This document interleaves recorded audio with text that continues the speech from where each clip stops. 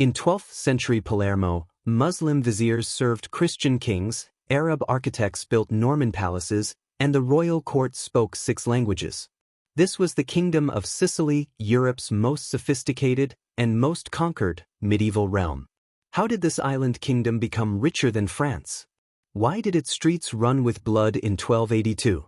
And how did foreign empires erase it from history? This is Sicily's forgotten golden age. The shattered crown of Sicily. Born in fire and ambition under Roger II in 1130, the Kingdom of Sicily was a jewel carved from conquest, an unlikely Norman creation that flourished as a crossroads of cultures, faiths, and empires. But its brilliance was not immune to betrayal and blood. In 1282, the island erupted in fury during the Sicilian Vespers, throwing off French Angevin rule in a night of knives that forever split the realm in two. Sicily, now called Trinacria, fell under the sway of Aragon, and later the vast machinery of the Spanish crown passed like a relic between dynasties, Savoy, Austria, the Bourbons, all vying for its glittering throne. With every change of hands, the island lost a little more of its soul to foreign power, until at last, in 1816, the ancient kingdom was folded into Naples, and its name, once spoken with pride and fear, became only a memory, swallowed by the tide of Italian unification. The iron tide of the Normans. Out of the windswept coasts of Normandy came warriors of northern blood, descendants of Vikings turned knights, whose hunger for land and glory led them south. Hired as mercenaries, they soon became masters. Roger I, with just 700 mounted knights, stormed through Sicily, tearing it from the hands of the Muslim emirs who had ruled for generations. Victory at Misilmuri in 1068 shattered resistance, but it was the brutal siege of Palermo that sealed the island's fate. By 1091, the crescent moon had fallen, and the iron tide of the Normans washed across Sicily, ushering in a new era carved from sword, stone, and the smoke of conquest. Crown of fire and storm. Born in fire on Christmas Day, 1130, the Norman kingdom of Sicily rose beneath the iron will of Roger II, a conqueror crowned by an antipope and defied by emperors and popes alike. From the ashes of the emirate, Roger carved a realm that stretched from the golden shores of Sicily to the coasts of Africa, his fleet ruling the Mediterranean like a storm. With law and iron, he forged unity, even capturing a pope to secure his crown. Yet the glory of his legacy faltered under his heirs, William the Bad's troubled rule, the fleeting peace under William the Good, and the prophecy-bound Constance, cloistered in a convent, whose unlikely marriage to the Holy Roman Emperor's son would seal the kingdom's fate. As the nobility rebelled against foreign rule, the crown was snatched by Tancred, only to fall again into imperial hands after betrayal, battle, and the death of a child king. In 1194, the Norman sun set over Sicily, its fire passed to the Hohenstaufens, its legacy, a kingdom born of ambition, flame, and fate. The Twilight of the Eagle. Born into chaos, Frederick II of Hohenstaufen rose from the cradles of Sicily to the throne of an empire, yet his reign began not with triumph but with turmoil. Sicily, long a land of order, was thrown into a storm of rival claimants, rogue warlords, and papal games. While popes plotted and generals betrayed, the boy king grew into a ruler of vision. Frederick's reforms would transform Sicily into the first truly centralized state in Europe, casting feudal chaos aside for the rule of law under his iron will and the legendary constitutions of Melfi. But his greatness sparked fear, especially in Rome. Repeatedly, he clashed with popes who would stop at nothing to break Hohenstaufen power. After Frederick's death, the kingdom teetered under his son Conrad, then his illegitimate heir Manfred, who waged desperate battles to preserve the dream. Yet papal vengeance was relentless, and when Charles of Anjou invaded with papal blessing and promises of gold, Sicily's fate was sealed. By 1268, with the beheading of the young Conradin, the last of the Hohenstaufen bloodline, the eagle that once soared over Sicily fell, its wings clipped not by battle alone, but by betrayal, ambition, and the cold machinery of papal politics. The reign of fire and betrayal. When Charles of Anjou rode into Sicily in 1266 under the blessing of the Pope, he came not as a savior but as the executioner of a dynasty. With the blood of Manfred spilled at Benevento and young Conradin's dreams shattered at Tagliacozzo, The Hohenstaufen line was wiped out, and in its place, a foreign yoke fell upon the island. Charles, crowned by papal decree, ruled with cold French ambition, draining the land through suffocating taxes and oppressive officials. But Sicily, proud and fiery, would not kneel forever. In 1282, with the toll of church bells on an Easter evening, Sicilians struck back. The Sicilian Vespers exploded in a storm of vengeance. Thousands of French were slaughtered in the streets, and Sicily, crying for freedom, turned to Peter III of Aragon. A brutal war followed, soaked in blood and betrayal, ending only in 1302 with the Peace of Caltabellata.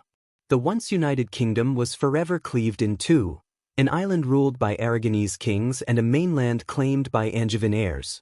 Though both would one day fall under the same crown, the heart of Sicily had already been broken, its unity lost to papal ambition, foreign greed, and the fire of rebellion. Sicily between crowns and empires. After the fires of the Sicilian Vespers died down, the island found itself under the vigilant eye of the crown of Aragon.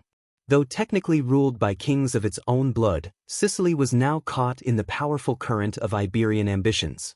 By 1412, following the Compromise of Caspe, the island was absorbed fully into the Aragonese realm.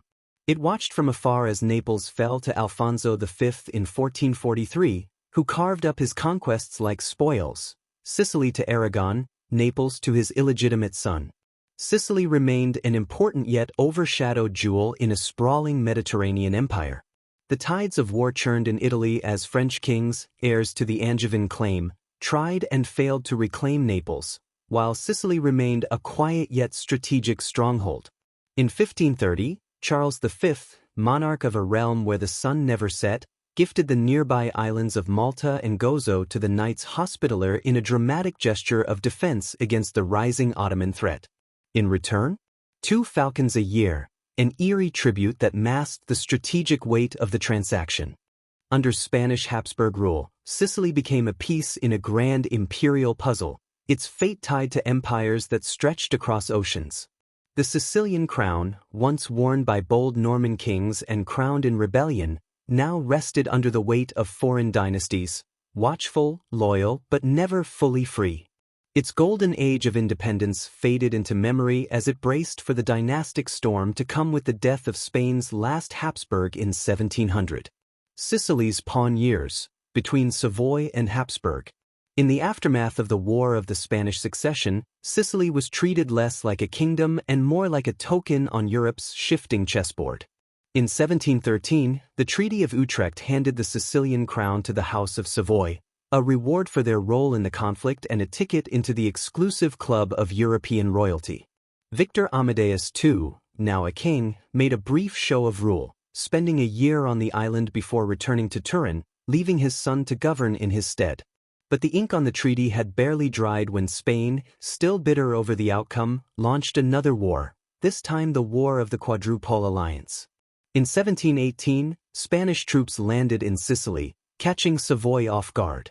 Austria, more powerful and strategically positioned, came to the rescue, but with a price. In 1720, Sicily was exchanged for the far less desirable island of Sardinia.